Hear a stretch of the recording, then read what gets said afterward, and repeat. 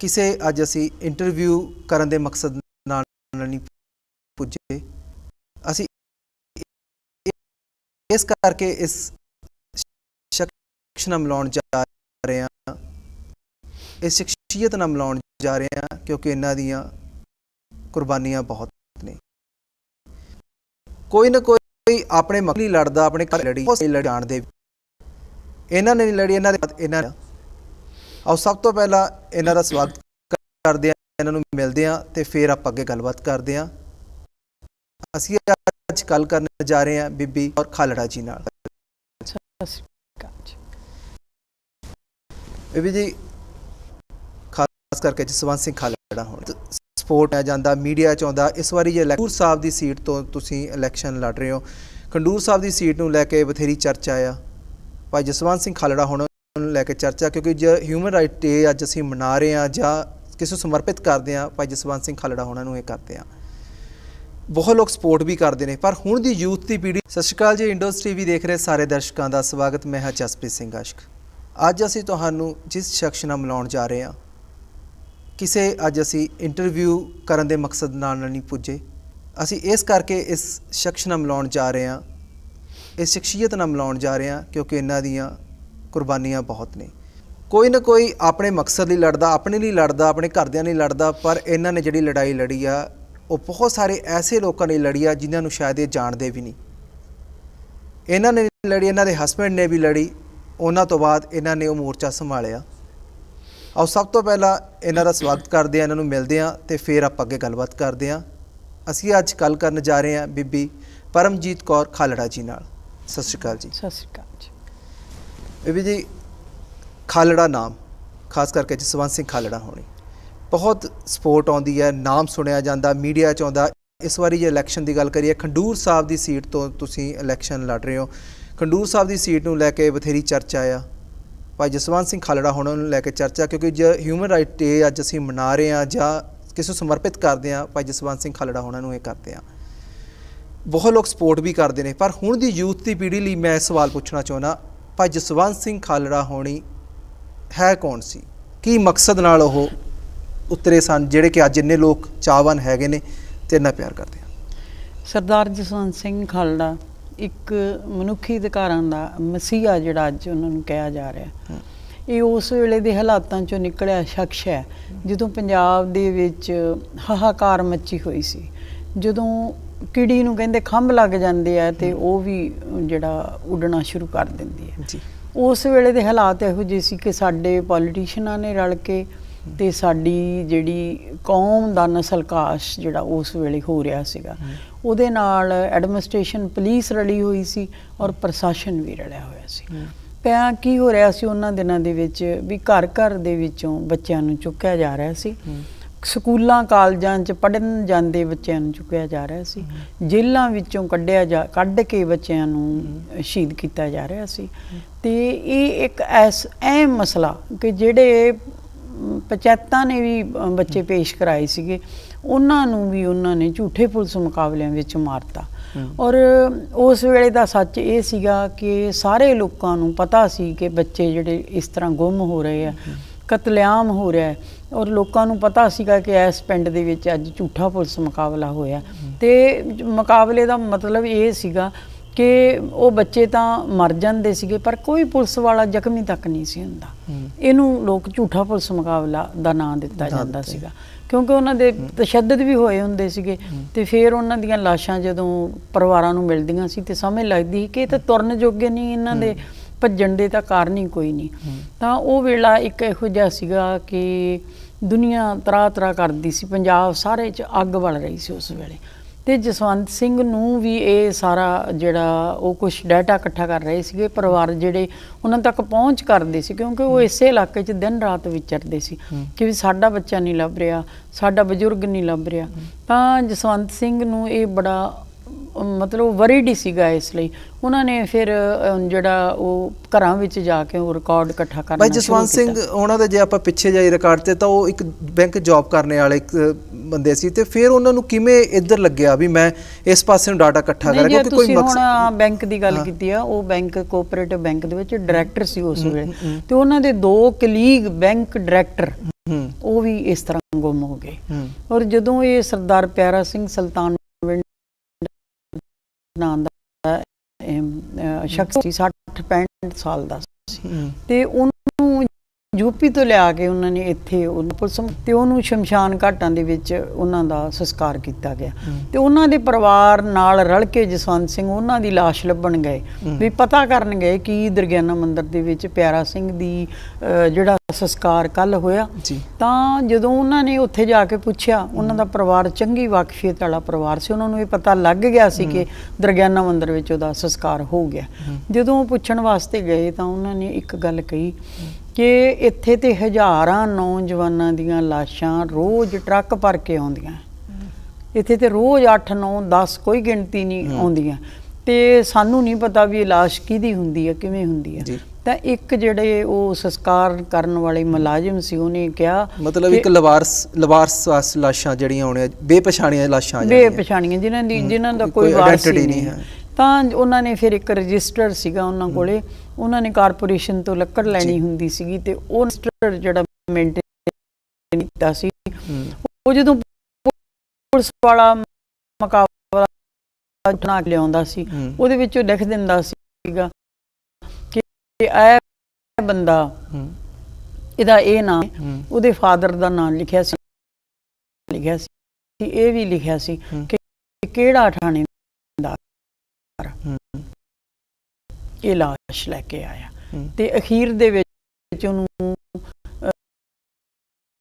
ਕਿਉਂਕਿ ਚੋਰੀ ਛੁਪੇ ਜਿਹੜੇ ਸੰਸਕਾਰ ਹੋ ਰਹੇ ਸੀ ਅਖੀਰ ਵਿੱਚ ਉਹਨਾਂ ਨੇ ਲਿਖਤਾ ਕਿ ਇਹ ਲਾਵਾਰਸ ਹੈ ਬੜਾ ਵੱਡਾ ਆਇਡੈਂਟੀਟੀ ਹੋਣ ਤੋਂ ਬਾਵਜੂਦ ਵੀ ਉਹ ਲਾਵਾਰਸ ਵੀ ਸਭ ਕੁਝ ਤਾਂ ਲਿਖੀ ਬੈਠੇ ਆਂ ਤੇ ਹੁਣ ਇਹ ਲਾਸ਼ ਨਹੀਂ ਹੋ ਸਕਦੀ ਉਹਨਾਂ ਨੇ ਆ ਕੇ ਫਿਰ ਸ਼ਮਸ਼ਾਨ ਘਾਟ ਚੋਂ ਆ ਕੇ ਫਿਰ ਉੱਥੇ ਗਏ ਤੇ ਉਹਨਾਂ ਮੁਲਾਜ਼ਮਾਂ ਨੂੰ ਉਹਨਾਂ ਨੇ ਨਾਲ ਉਹਨਾਂ ਰਜਿਸਟਰ ਉਹਨਾਂ ਨੂੰ ਫੋਟੋਸਟੈਟ ਕਰਾ ਲਿਆ ਸਾਰਾ ਰਿਕਾਰਡ ਤਾਂ ਫਿਰ ਉਹਨਾਂ ਨੇ ਜਦੋਂ ਰਿਕਾਰਡ ਉਹਨਾਂ ਨੇ ਪ੍ਰੈਸ ਵਿੱਚ ਇੱਕ ਰਿਲੀਜ਼ ਕੀਤੀ ਕਿ ਜਿਹੜੇ ਇਸ ਤਰ੍ਹਾਂ ਮੈਂ ਉਹਨਾਂ ਨੂੰ ਮੇਰੇ ਕੋਲੇ ਉਹਨਾਂ ਦਾ ਰਿਕਾਰਡ ਸ਼ਮਸ਼ਾਨ ਘਾਟ ਦਰਗਿਆਨਾ ਮੰਦਿਰ ਗਏ ਫਿਰ ਉਹਨਾਂ ਨੂੰ ਲੱਗਿਆ ਵੀ ਜੇ ਇੱਥੇ ਆ ਤੇ ਫਿਰ ਤਰਨ ਪੱਟੀ ਦੇ ਵਿੱਚ ਵੀ ਇੱਕ ਕੁਛ ਹੈਗਾ ਉਸ ਵੇਲੇ ਦਾ ਇਹ ਜ਼ਿਲ੍ਹਾ ਸੀ ਤੇ ਫਿਰ ਜਦੋਂ ਉਹਨਾਂ ਨੇ ਸਾਰਾ ਰਿਕਾਰਡ ਕੱਢ ਲਿਆ ਤੇ ਫਿਰ ਉਹਨਾਂ ਨੇ ਆਪ ਨੂੰ ਚੈਲੰਜ ਕਰਤਾ ਇਸ ਗੱਲ ਨੇ ਕਿਹਾ ਨਹੀਂ ਇਹ ਬੰਦਾ ਝੂਠ ਮਾਰਦਾ ਕਿਉਂਕਿ KPSPC ਮੌਕੇ ਦਾ DGP ਉਹ ਸਾਰੀ ਜ਼ਿੰਮੇਵਾਰੀ ਉਹਦੇ ਤੇ ਮਾਰਦਾ ਨਹੀਂ ਲੱਭ ਰਿਹਾ 3 ਸ਼ਮਰਥੀ ਬੱਚਾ ਸੀ ਉੱਥੇ 3000 ਲਾਸ਼ਾਂ ਜਿਹੜੀਆਂ ਆਇਡੈਂਟੀਫਾਈ ਹੋ ਗਈਆਂ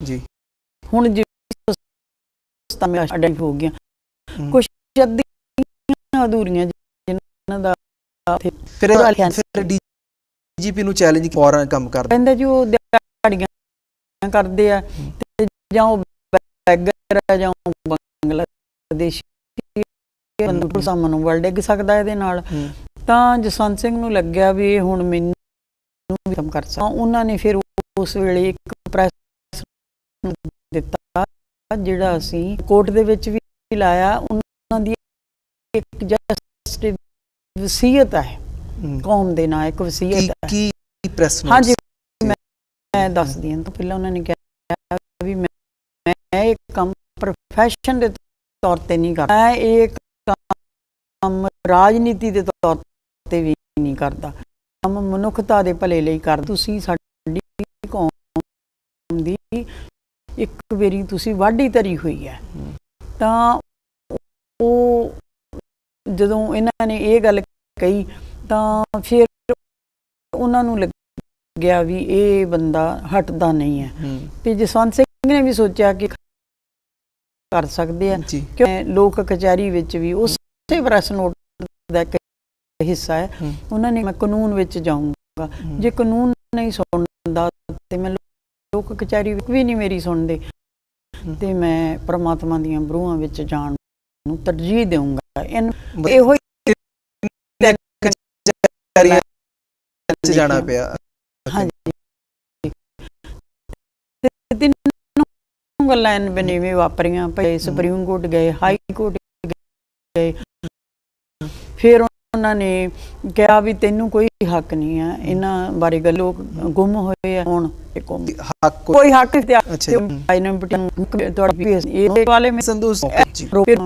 ਕੇਸ ਉਹ ਲੜਦਾ ਸੀ ਬੰਦਾ। ਫਿਰ ਜਦੋਂ ਇੱਥੇ ਗੱਲ ਹੋਈ ਤੇ ਉਹਨੇ KPS ਗਿੱਲ ਨੇ ਉਹਦੀ ਬਦਲੀ ਤਰਨ ਕਰਤੀ ਵੀ ਜਾਂ ਤੂੰ ਆਪਦੇ ਬਹਾਲਾ ਜਿਹੜੀਆਂ ਤੇਰੀਆਂ ਪਟੀਸ਼ਨ ਹੈ ਜਾਂ ਉਹਨਾਂ ਨੂੰ ਦਬਕਾ ਜਾਂ ਉਹਨਾਂ ਨੂੰ ਲਾਲਚ ਦੇ, ਜੋ ਵੀ ਕਰ। ਤੇ ਫਿਰ ਜਸਵੰਤ ਸਿੰਘ ਨੇ ਸੋਚਿਆ ਵੀ ਹੁਣ ਗੇਮ ਜਿਹੜੀ ਆ ਉਹ ਮੇਰੇ ਅਗੇਂਸਟ ਚੱਲ ਪਈ ਆ। ਉਹ ਫਿਰ ਕੈਨੇਡਾ ਦੀ ਧਰਤੀ ਤੇ ਗਏ, ਉੱਥੇ ਜਾ ਕੇ ਉੱਥੋਂ ਦੀ ਪਾਰਲੀਮੈਂਟ ਦੇ ਵਿੱਚ ਇਹ ਸਾਰਾ ਰਿਕਾਰਡ ਦੇ ਉਹ ਸਪੀਚ ਪਈ ਵੀ ਹੈ YouTube ਤੇ, ਅਸੀਂ ਸਾਰੇ ਸੁਣ ਸਕਦੇ। ਉਹ ਗੁਰੂ ਘਰ ਦੀ ਹੈ, ਗੁਰੂ ਘਰ ਪਬਲਿਕ 'ਚ ਵੀ ਸਾਰੀ ਗੱਲ ਕਹਿਤੀ ਤੇ ਉੱਥੋਂ ਦੀ ਪਾਰਲੀਮੈਂਟ ਦੇ ਵਿੱਚ ਕਹਿਤੀ। ਉੱਥੋਂ ਦੀ ਜਿਹੜੀ ਉਹ ਸੈਮੀਨਾਰ ਸੀ ਜਿੱਥੇ ਉਹ ਗਏ ਸੀ, ਉੱਥੋਂ ਦੀ ਹੈ ਹੀ ਉਹ ਮਨੁੱਖੀ ਅਧਿਕਾਰਾਂ ਤੇ ਸੀ। ਤੇ ਉੱਥੋਂ ਦੀ ਜਿਹੜੀ ਕੋਲਿਨ ਬੂਮਰ ਕੋਈ ਨਾਂ ਦੀ ਲੇਡੀ ਸੀ, ਉਸ ਵੇਲੇ MP ਸੀ, ਉਹਨੇ ਫਿਰ ਇਹਨੂੰ ਇੰਡੀਆ ਨੂੰ ਪੁੱਛਿਆ, ਭਾਰਤ ਸਰਕਾਰ ਨੂੰ ਪੁੱਛਿਆ ਕਿ ਆਹ ਲੋਕ ਕੀ ਕਹਿ ਰਹੇ ਆ। ਤਾਂ ਇਹਨਾਂ ਨੇ ਫਿਰ ਸਮਝਿਆ ਵੀ ਹੁਣ ਇਸ ਬੰਦੇ ਨੂੰ ਖਤਮ ਕਰਨ ਵਿੱਚ ਹੀ ਭਲਾਈ ਆ। ਫਿਰ ਇਹ ਜਸਵੰਤ ਸਿੰਘ 1 ਮਹੀਨਾ ਹੀ ਹੋਇਆ ਸੀ ਉਹਨਾਂ ਨੂੰ ਉੱਥੋਂ ਆਇਆ। ਤੇ 25 ਆਪਾਂ ਗੱਲ ਕਰੀਏ 5000 ਉੱਥੇ ਲੱਗਿਆ, ਹੌਲੀ ਹੌਲੀ 25000 ਜਾਨੀ ਕਿ ਬੱਚੇ ਦਾ ਰਿਕਾਰਡ ਅਪਰੋਕਸੀਮੇਟਲੀ ਆਪਾਂ ਕਹਿ ਸਕਦੇ ਹਾਂ ਕਿ 13 ਜ਼ਿਲ੍ਹੇ ਸੀ ਉਸ ਵੇਲੇ ਤੇ 13 ਜ਼ਿਲ੍ਹਿਆਂ ਦੇ ਵਿੱਚ ਜੇ ਇੱਕ 'ਚ 8000 ਹੈ ਤਾਂ ਤੁਸੀਂ ਗਿਣਤੀ 25000 ਤੋਂ ਤੇ ਇਹ ਉਹ ਰਿਕਾਰਡ ਸੀ ਜਿਹੜਾ ਕਿ ਮੜੀਆਂ ਦਾ ਔਨ ਰਿਕਾਰਡ ਸੀ, ਜਿਹੜੇ ਨਹਿਰਾਂ 'ਚ ਗਏ ਜਾਂ ਕਿਤੇ ਹੋਰ ਗਏ ਰਿਕਾਰਡ ਨੇ। ਇੱਕ ਤਰਾਸਦੀ ਇਸ ਵੇਲੇ ਦੀ ਇਹ ਵੀ ਹੈ ਵੀ ਜਿੰਨੀਆਂ ਲਾਸ਼ਾਂ ਸਾੜੀਆਂ ਗਈਆਂ ਉਸ ਤੋਂ ਕਿਤੇ ਵੱਧ ਰੋੜੀਆਂ ਗਈਆਂ। ਸਰਦਾਰ ਜਸਵੰਤ ਸਿੰਘ ਖਾਲੜਾ ਦੀ ਲਾਸ਼ ਵੀ ਦਰਿਆ ਵਿੱਚ ਹੀ ਰੋੜੀ। ਅੱਛਾ, 6 ਤਰੀਕ ਦੀ 6 ਸਤੰਬਰ ਦੀ 6 ਸਤੰਬਰ 1995 ਕੀ ਹੋਇਆ ਉਸ ਦਿਨ? 6 ਸਤੰਬਰ 1995 ਆਮ ਵਰਗਾ ਦਿਨ ਸੀਗਾ। ਮੈਨੂੰ ਨਹੀਂ ਲੱਗਿਆ ਵੀ ਕੋਈ ਦਿਨ 'ਚ ਕੋਈ ਅੱਜ ਤਬਦੀਲੀ ਹੈ, ਪਰ ਜਸਵੰਤ ਸਿੰਘ ਜਿਵੇਂ ਉਹਨੂੰ ਕੋਈ ਉਹ ਮਹਿਸੂਸ ਕਰ ਰਹੇ ਸੀਗੇ, ਕੋਈ ਫੀਲ ਕਰ ਰਹੇ ਸੀਗੇ। ਉਹਨਾਂ ਨੇ ਆ ਕੇ ਮੈਨੂੰ ਰਸੋਈ 'ਚ ਕਿਹਾ ਕਿ ਕੀ ਤੂੰ ਬੱਚੇ ਪੜ੍ਹਾ ਲੇਂਗੀ? ਤੇ ਮੈਨੂੰ ਨਹੀਂ ਸਮਝ ਲੱਗੀ ਉਸ ਵੇਲੇ ਉਸ ਗੱਲ ਦੀ, ਮੈਂ ਚੁੱਪ ਰਹੀ। ਤੇ ਪਰ ਉਹਨਾਂ ਨੂੰ ਮੈਨੂੰ ਲੱਗਦਾ ਹੋ ਸਕਦਾ ਉਹਨਾਂ ਨੂੰ ਕੋਈ ਲੱਗਾ ਹੋਵੇ ਮੇਰੇ ਪਿੱਛੇ ਪੁਲਿਸ ਲੱਗੀ ਹੈ ਜਾਂ ਕੀ ਗੱਲ ਹੈ। ਤੇ ਮੈਂ ਆਪਣੀ ਡਿਊਟੀ ਤੇ ਜਾਂਦੀ ਸੀ। ਮੈਂ ਗੁਰੂ ਨਾਨਕ ਦੇਵ ਯੂਨੀਵਰਸਿਟੀ 'ਚ ਲਾਇਬ੍ਰੇਰੀ 'ਚ ਕੰਮ ਕਰਦੀ ਸੀ। ਮੈਂ 9 ਵਜੇ ਘਰੋਂ ਨਿਕਲੀ ਹਾਂ, ਪੁਲਿਸ ਨੇ ਸਾਰੇ ਰਾਹ ਰੋਕੇ ਹੋਏ ਸੀਗੇ, ਸਾਰੇ ਕਬੀਰ ਪਾਰਕ ਨੂੰ ਘੇਰਾ ਪਿਆ ਹੋਇਆ ਸੀਗਾ। ਮਤਲਬ ਜਦ ਤੁਸੀਂ ਅਣਜਾਣ ਸੀ ਇਹ ਗੱਲ ਤੋਂ ਵੀ ਪਤਾ ਨਹੀਂ ਕਿਸ ਲਈ ਪੁਲਿਸ ਇੱਥੇ ਜਿਹੜੀ ਨਹੀਂ ਮੇਰੇ ਵੱਲ ਬੜਾ ਉਹਨਾਂ ਨੇ ਗੌਰ ਨਾਲ ਵੇਖਿਆ ਪੁਲਿਸ ਅਫਸਰ ਨੇ, ਤੇ ਮੈਨੂੰ ਡਰ ਵੀ ਲੱਗਾ ਵੀ ਇਹ ਮੇਰੇ ਪੁਲਿਸ ਅਫਸਰ ਕਿਉਂ ਮੇਰੇ ਵੱਲ ਇਸ ਤਰ੍ਹਾਂ ਵੇਖਦਾ। ਪਰ ਮੈਂ ਆਪਣੇ ਕੰਮ ਤੇ ਜਾਣਾ ਸੀ, ਮੈਂ GT ਰੋਡ ਕ੍ਰਾਸ ਕਰਨੀ ਸੀ ਤੇ ਮੈਂ ਇਹ ਸਮਝ ਨਹੀਂ ਸਕੀ ਵੀ ਇਹ ਪੁਲਿਸ ਸਾਡੇ ਘਰ ਹੀ ਜਾਣੀ ਹੈ। ਤੇ ਮੈਂ ਬਸ ਅਜੇ ਕੰਮ ਤੇ ਗਈ ਹਾਂ ਤੇ ਉਸੇ ਵੇਲੇ ਮੈਨੂੰ ਫੋਨ ਆ ਗਿਆ ਕਿ ਘਰੇ ਆਓ ਛੇਤੀ। ਤੇ ਮੈਂ ਘਰੇ ਆਈ ਹਾਂ ਤੇ ਜਿਹੜੀ ਸਾਡੀ ਪਾਣੀ ਵਾਲੀ ਪਾਈਪ ਸੀ ਉਹ ਉਵੇਂ ਹੀ ਚੱਲ ਰਹੀ ਸੀਗੀ। ਤੇ ਪਤਾ ਲੱਗਿਆ ਆਂਢੀਆਂ ਗੁਆਂਢੀਆਂ ਤੋਂ ਸਾਰਿਆਂ ਤੋਂ ਕਿ ਸਰਦਾਰ ਜਸਵੰਤ ਸਿੰਘ ਕਾਰ ਧੋ ਰਹੇ ਸੀਗੇ ਤੇ ਉਹਨਾਂ ਨੂੰ ਕੁਝ ਇਸ ਤਰ੍ਹਾਂ ਦੇ ਪੁਲਿਸ ਵਾਲੇ ਆਏ ਵੀ ਇਸ ਤਰ੍ਹਾਂ ਉਹਨਾਂ ਨੇ ਸ਼ੋਅ ਕੀਤਾ ਕਿ ਜਿਵੇਂ ਐਡਰੈਸ ਕੋਈ ਪੁੱਛ ਰਹੇ ਆ। ਤਾਂ ਜਦੋਂ ਝੁੱਕ ਕੇ ਵੇਖਣ ਲੱਗੇ ਤਾਂ ਉਹਨਾਂ ਨੇ ਆਪਣੀ ਜਿਹੜੀ ਵੈਨ ਉਹ ਕੋਈ ਲੈ ਕੇ ਆਏ ਸੀ ਬਿਨਾਂ ਨੰਬਰੀ, ਤੇ ਉਹਦੇ ਵਿੱਚ ਪਾ ਕੇ ਉਹ ਲੈ ਗਏ।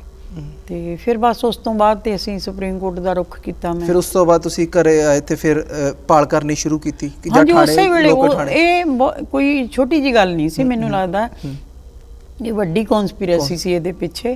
ਵੀ ਮੈਂ ਘਰੇ ਆਈ ਹਾਂ 1-1:30 ਵਜੇ, ਮੈਂ ਫਿਰ ਫੁਰ ਕੇ ਉੱਥੇ ਰਿਪੋਰਟ ਕਰਕੇ ਆਈ ਹਾਂ ਥਾਣੇ 'ਚ ਵੀ ਇਸ ਤਰ੍ਹਾਂ ਬੰਦਾ ਚੁੱਕਿਆ ਗਿਆ। ਤੇ ਉਹ ਕਹਿੰਦੇ ਜੀ ਸਾਨੂੰ ਤਾਂ ਪਤਾ ਨਹੀਂ। ਉਹ ਥਾਣੇ ਵਾਲੇ ਆਂਦੇ ਸਾਨੂੰ ਤਾਂ ਜੀ ਪਤਾ ਨਹੀਂਗਾ, ਪਰ ਪਤਾ ਨਹੀਂ ਕਿੱਥੋਂ ਹੌਟ ਲਾਈਨਾਂ ਤੇ ਇਹ ਉਹਨਾਂ ਨੂੰ ਪਤਾ ਲੱਗਿਆ ਵੀ ਸਾਰੇ ਜ਼ਿਲ੍ਹੇ ਦੀ ਪੁਲਿਸ ਨਾ ਉਹ ਆਪਣੇ ਘਰੇ ਆ ਗਈ 1:30 ਵਜੇ। ਅੱਛਾ ਜੀ। ਵੀ ਮੈਂ ਤਾਂ ਇੱਕ ਥਾਣੇ 'ਚੋਂ ਹੀ ਪਤਾ ਕੀਤਾ ਸੀ, ਪਰ ਉਹਨਾਂ ਨੂੰ ਪਤਾ ਸੀਗਾ ਵੀ ਇਹ ਬੰਦਾ ਕਿਵੇਂ ਚੁੱਕਿਆ ਗਿਆ। ਉਦੋਂ ਦਾ ਜਿਹੜਾ ਸੀਗਾ ਬਾਰਡਰ ਰੇਂਜ, ਉਹਨੂੰ ਅਸੀਂ ਮਿਲੇ ਸ਼ਾਮ ਨੂੰ। ਉਹ ਕਹਿੰਦਾ ਇਹ ਹੋ ਹੀ ਨਹੀਂ ਸਕਦਾ ਜੀ, ਮੇਰੀ ਡੀਆਰ ਭੱਟੀ ਸੀਗਾ ਉਹ ਕਹਿੰਦਾ ਇਹ ਕਿਵੇਂ ਹੋ ਸਕਦਾ ਹੈ, ਮੇਰੇ ਇਲਾਕੇ 'ਚੋਂ ਬੰਦਾ ਤਰਨ ਤਾਰਨ ਦੀ ਪੁਲਿਸ ਲੈ ਜੇ। ਅਸੀਂ ਸਿੱਧਾ ਗਿਆ ਵੀ ਤਰਨ ਤਾਰਨ ਦੀ ਪੁਲਿਸ ਲੈ ਗਈ। ਅੱਛਾ ਜੀ, ਤੁਹਾਨੂੰ ਪਤਾ ਲੱਗ ਗਿਆ ਸੀ ਮਤਲਬ? ਹਾਂ, ਸਾਨੂੰ ਪਤਾ ਲੱਗ ਗਿਆ ਹੈ ਨਾ। ਤੇ ਅਸੀਂ ਕਿਹਾ ਵੀ ਤਰਨ ਤਾਰਨ ਦੀ ਪੁਲਿਸ ਸੀ, ਕਿਉਂਕਿ ਟਸਲ ਹੀ ਉੱਥੇ ਸੀ ਸਾਰੀ ਖਾਲੜਾ ਸਾਹਿਬ ਦੀ, ਕਿਉਂਕਿ ਪਟੀਸ਼ਨਾਂ ਉੱਥੋਂ ਹੋਈਆਂ ਸੀਗੀਆਂ। ਤੇ ਥ੍ਰੈਟ ਵੀ ਉਹਨੇ ਕੀਤਾ ਸੀਗਾ ਵੀ ਜੇ ਤੂੰ 25,000 ਦਾ ਹਿਸਾਬ ਮੰਗੇਗਾ ਤਾਂ ਅਸੀਂ 25,000 ਇੱਕ ਦਾ ਵੀ ਦੇਵਾਂਗੇ।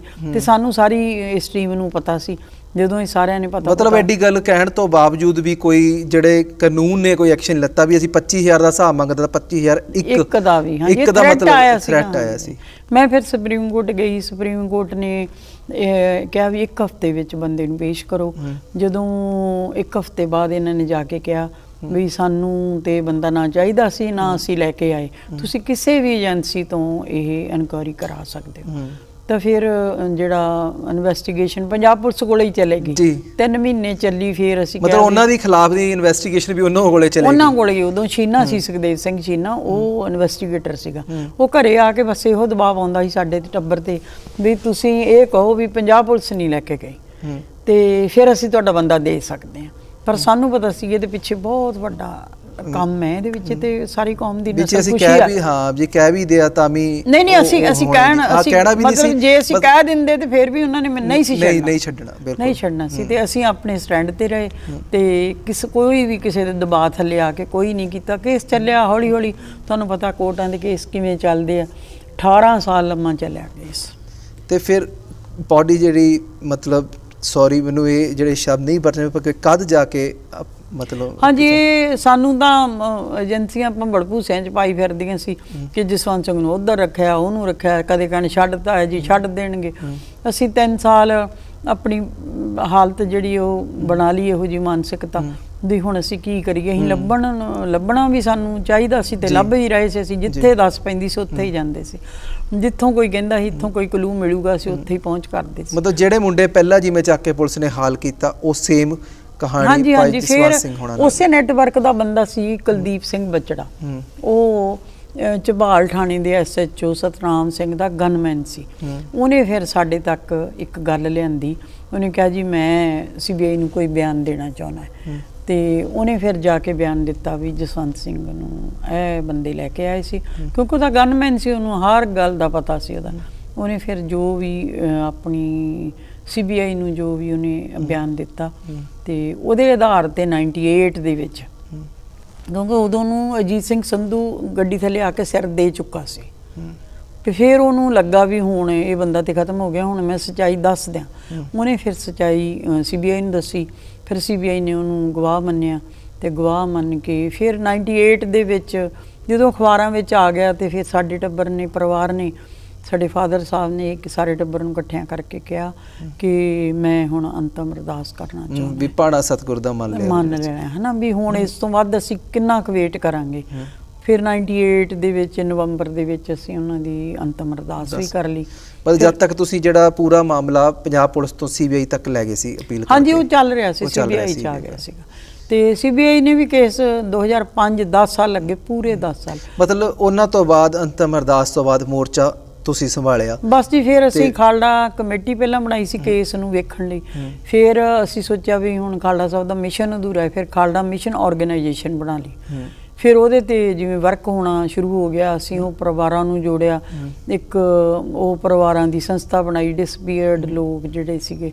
ਫਿਰ ਅਸੀਂ ਆਪਣੇ ਜਿਹੜੇ ਵਿਕਟਿਮ ਹੀ ਸੀਗੇ ਉਹਨਾਂ ਨੂੰ ਪਲੇਟਫਾਰਮ ਤੇ ਲਿਆਂਦਾ। ਕਿਸੇ ਪੋਲੀਟੀਕਲ ਪਾਰਟੀ ਨੂੰ ਅਸੀਂ ਨਹੀਂ ਵਿੱਚ ਲਾਇਆ, ਕਿਉਂਕਿ ਹਰ ਬੰਦਾ ਆਪਣੇ ਲੈਵਲ ਨਾਲ ਸੋਚਦਾ, ਪਰ ਇਹ ਵਿਕਟਿਮਸ ਦੀ ਗੱਲ ਸੀਗੀ।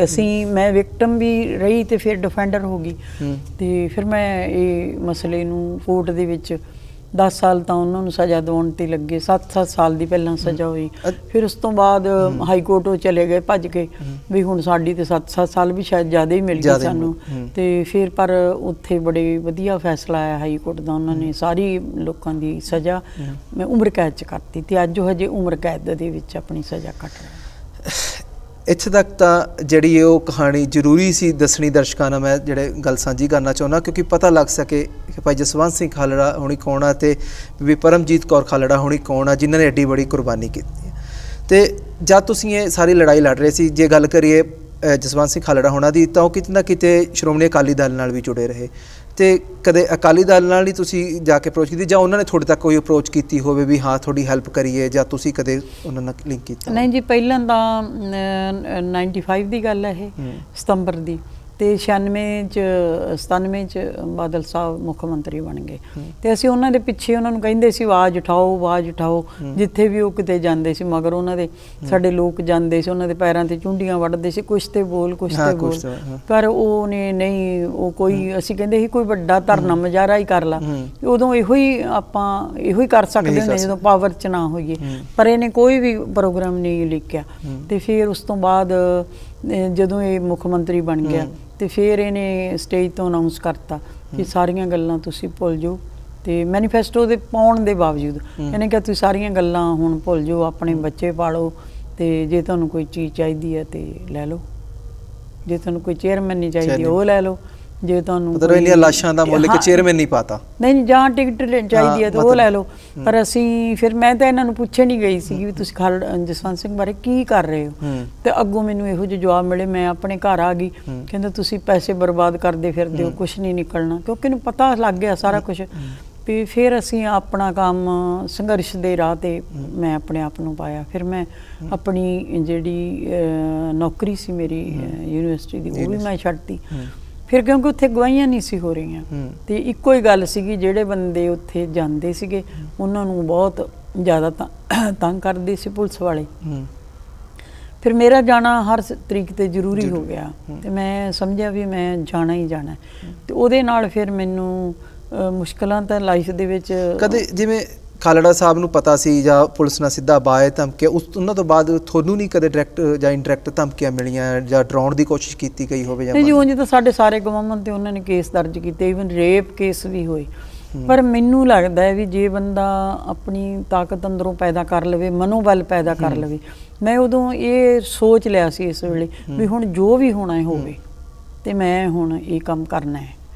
ਬੱਚੇ ਵੀ ਬਹੁਤ ਛੋਟੇ ਸੀਗੇ, ਲੋਕ ਇਹ ਵੀ ਕਹਿੰਦੇ ਸੀ ਵੀ ਤੁਸੀਂ ਬੱਚਿਆਂ ਨੂੰ ਸਕੂਲ ਨਾ ਭੇਜੋ, ਇਹ ਬੱਚਿਆਂ ਦਾ ਵੀ ਕੋਈ ਨੁਕਸਾਨ ਕਰ ਸਕਦੇ ਆ, ਪਰ ਜਿਹੜਾ ਬੰਦਾ ਬੋਲਣੇ ਵਾਲਾ ਇੰਨਾ ਹੋਵੇ ਉਹਨੂੰ ਕਰ ਸਕਦੇ ਆ ਤਾਂ ਕਿਸੇ ਦਾ ਵੀ ਨੁਕਸਾਨ। ਹਾਂਜੀ ਹਾਂਜੀ, ਵੀ ਉਹ ਪਰਿਵਾਰ ਦਾ ਵੀ ਤੁਸੀਂ ਪੁਲਿਸ ਦੇ ਕੇਸ ਅਗੇਂਸਟ ਹੋ ਗਿਆ ਸੀਗਾ, ਪਰ ਇਹ ਇਸ ਤਰ੍ਹਾਂ ਵਾਹਿਗੁਰੂ ਨੇ ਕਿਰਪਾ ਕੀਤੀ ਕਿ ਫਿਰ ਪੁਲਿਸ ਅੱਗੇ ਲੱਗ ਤੁਰੀ, ਫਿਰ ਮੀਡੀਆ ਨੇ ਸਾਡਾ ਸਾਥ ਦਿੱਤਾ ਤੇ ਪੁਲਿਸ ਅੱਗੇ ਲੱਗ ਤੁਰੀ, ਫਿਰ ਉਹਨਾਂ ਨੇ ਵਿੱਚ ਹੀ ਬਚਾ ਕੇਸ ਵੀ ਇਸ ਢੰਗ ਨਾਲ ਲੜਿਆ ਕਿ ਨਾ ਇਹ ਬੰਦਾ ਸਾਨੂੰ ਚਾਹੀਦਾ ਸੀ ਤੇ ਨਾ ਹੀ ਲੈ ਕੇ ਆਏ।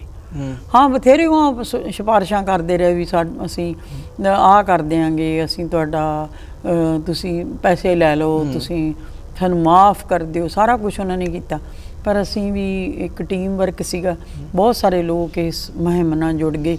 ਅੱਛਾ, ਤੁਸੀਂ ਮੁਹਿੰਮ ਨਾਲ ਲੋਕਾਂ ਨੂੰ ਜੋੜਿਆ, ਅੱਜ ਵੀ ਬਹੁਤ ਸਾਰੇ ਲੋਕ ਜੁੜੇ ਆ, ਟੀਮ ਵਰਕ ਸੀ, ਟੀਮ ਵਰਕ ਦਾ ਨਤੀਜਾ ਵੀ ਆਇਆ, ਸਜ਼ਾ ਵੀ ਹੋਈ ਕਈਆਂ ਨੂੰ, ਪਰ ਇੱਕ ਬੰਦੇ ਦਾ, ਸ਼ਖਸ ਦਾ ਨਾਮ ਤੁਸੀਂ ਸ਼ੁਰੂ 'ਚ ਲੱਤਾ, DGP ਪੰਜਾਬ KPS ਗਿੱਲ, ਉਸ ਸਮੇਂ DGP ਪੰਜਾਬ, ਉਹਨਾਂ ਦੇ ਉੱਤੇ ਵੀ ਤੁਸੀਂ ਕਾਰਵਾਈ ਸ਼ੁਰੂ ਕੀਤੀ।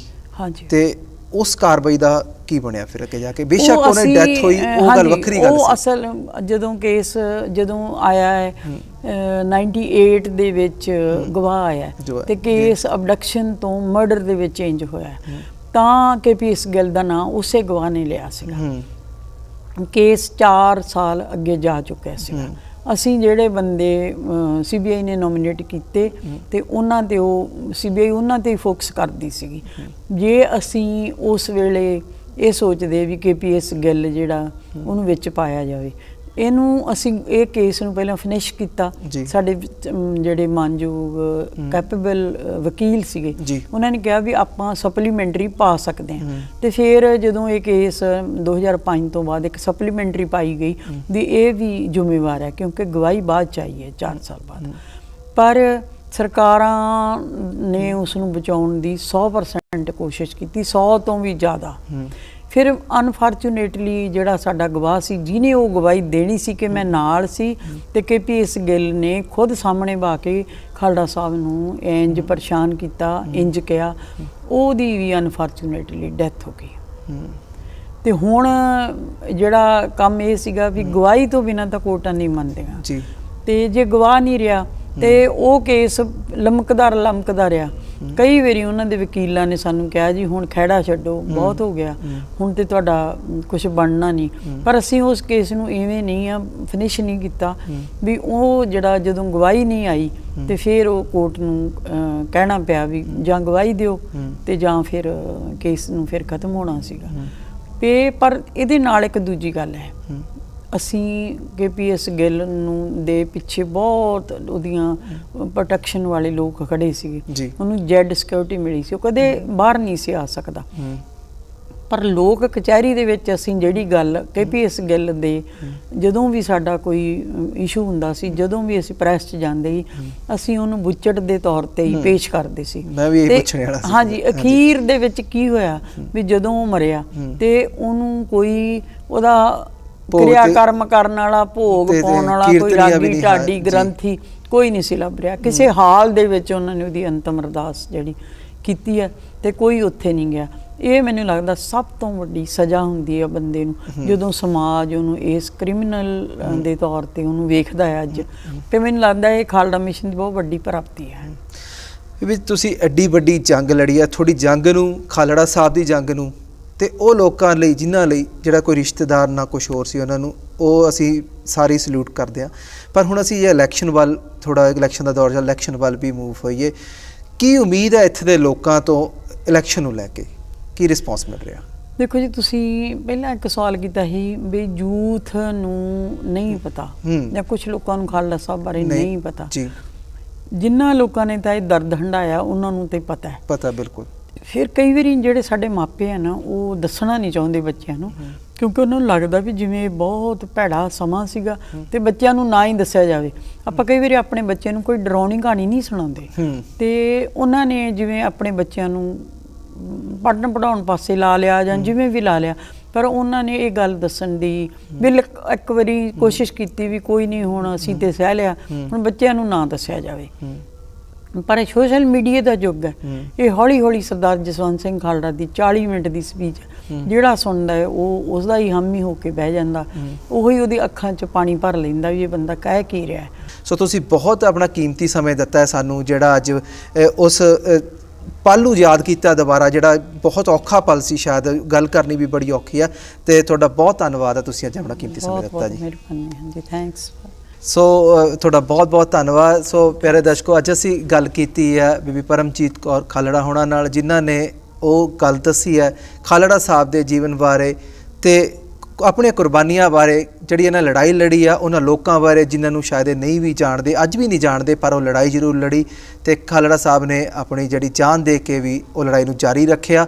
ਵੀ ਪਰਮਜੀਤ ਕੌਰ ਖਾਲੜਾ ਹਜੇ ਵੀ ਉਹ ਲੜਾਈ ਲੜ ਰਹੇ ਨੇ। ਲੜਾਈ ਦਾ ਜਿਹੜਾ ਅਗਲੀ ਸਟੇਜ ਹੁਣ ਆ ਚੁੱਕੀ ਆ ਕਿ ਇਲੈਕਸ਼ਨ 'ਚ ਖੜੇ ਆ ਤੇ ਇੱਥੋਂ ਜਿਹੜੀ ਖੰਡੂਰ ਸਾਹਿਬ ਦੀ ਸੀਟ ਆ ਇਹ ਜਿੱਤ ਕੇ ਅੱਗੇ ਸੰਸਦ 'ਚ ਜਾ ਕੇ ਉਹ ਲੜਾਈ ਨੂੰ ਫਿਰ ਜਾਰੀ ਰੱਖਣਾ ਚਾਹੁੰਦੇ ਨੇ। ਹੁਣ ਜਿਹੜਾ ਲੋਕ ਨੇ ਜਿਹੜੇ ਉਹ ਚੰਗਾ ਇਸ ਵਾਸਤੇ ਧਿਆਨ ਦੇਣ ਤੇ ਇੱਕ ਚੰਗਾ ਫੈਸਲਾ ਜਿਹੜਾ ਲਿਆਉਣਗੇ, ਇਸੇ ਦੀ ਅਸੀਂ ਉਮੀਦ ਰੱਖਦੇ ਹਾਂ। ਫਿਲਹਾਲ ਹੁਣ ਮੈਨੂੰ ਜਸਪ੍ਰੀਤ ਸਿੰਘ ਆਸ਼ਕ ਨੂੰ ਦਿਓ। ਸਤਿ ਸ਼੍ਰੀ ਅਕਾਲ ਜੀ ਇੰਡੋ ਦਰਸ਼ਕਾਂ ਦਾ ਸਵਾਗਤ, ਮੈਂ ਹਾਂ ਜਸਪ੍ਰੀਤ। ਅੱਜ ਅਸੀਂ ਸ਼ਖਸ ਨਾਲ ਮਿਲਾਉਣ ਜਾ ਰਹੇ ਹਾਂ।